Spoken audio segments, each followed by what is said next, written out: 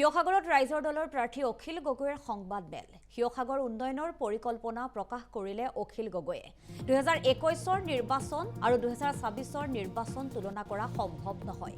শিৱসাগৰক আন্তঃৰাষ্ট্ৰীয় পৰ্যায়ৰ পৰ্যটন চক্ৰৰ অন্তৰ্ভুক্ত কৰাৰ লক্ষ্য।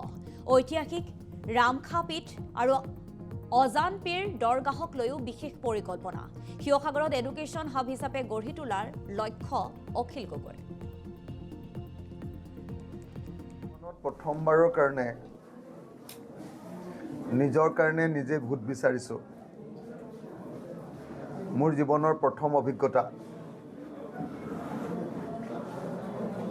2021 চনত যেতিয়া ইলেকশ্যন হৈছিলে তেতিয়া মই যেহেতু নিৰ্বাচনত নাছিলোঁ, গতিকে 2021 চনৰ পৰিৱেশ সম্পৰ্কে মই অৱগত নহয়। তেতিয়া বেছিকেলি গোটেই অসমৰ পৰা বিভিন্ন সচেতন মানুহ আহি, লেখক, বুদ্ধিজীৱী, সচেতন মানুহ, অসমক ভাল পোৱা মানুহ, দেশক ভাল পোৱা মানুহবিলাক আহি মোৰ কাৰণে প্ৰচাৰ অভিযান চলাইছিলে। যদি মই ৰাজনৈতিক ভাষাত ক'বলৈ যাওঁ,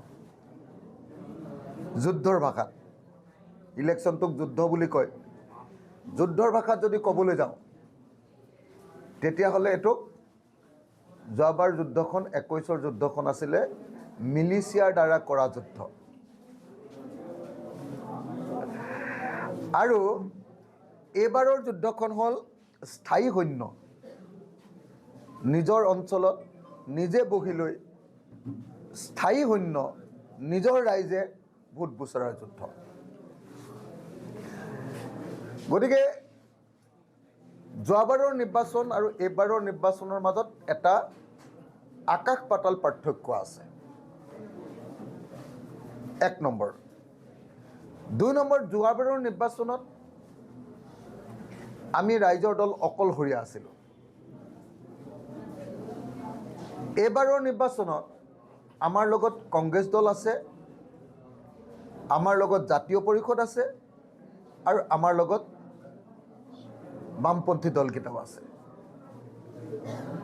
গতিকে যোৱাবাৰ নিৰ্বাচন আৰু এইবাৰৰ নিৰ্বাচনৰ পাৰ্থক্যটো ইমান বেছি পাৰ্থক্য আছে যে দুইটা নিৰ্বাচনক তুলনা কৰাটো প্ৰায় অসম্ভৱ। তৃতীয় বস্তুটো হ'ল, যোৱাবাৰ নিৰ্বাচনত মোক দূৰৰ পৰা মানুহে কল্পনা কৰি লোৱা মানুহজনৰ কথা ভাবি ভোট দিছিলে। এইবাৰ নিৰ্বাচনত মোক আচল বাস্তৱ মানুহজনক লগ পাই ভোট দিব। গতিকে এই দুইটা নিৰ্বাচন, 2021 চনৰ নিৰ্বাচন আৰু 2026 চনৰ নিৰ্বাচন, সেইকাৰণে দুটা পৃথক নিৰ্বাচন। আৰু মই ভাবোঁ যে সেইকাৰণে দুইটা নিৰ্বাচনৰ চৰিত্ৰ বেলেগ হ'ব, দুইটা নিৰ্বাচনৰ ভোটাৰৰ আৱেগ অনুভূতি বেলেগ হ'ব। আৰু সেইকাৰণে এই মুহূৰ্তত যোৱাবাৰ নিৰ্বাচনৰ লগত এইবাৰৰ নিৰ্বাচনটোক মই তুলনা কৰাটো মোৰ পক্ষে কেতিয়াও সম্ভৱ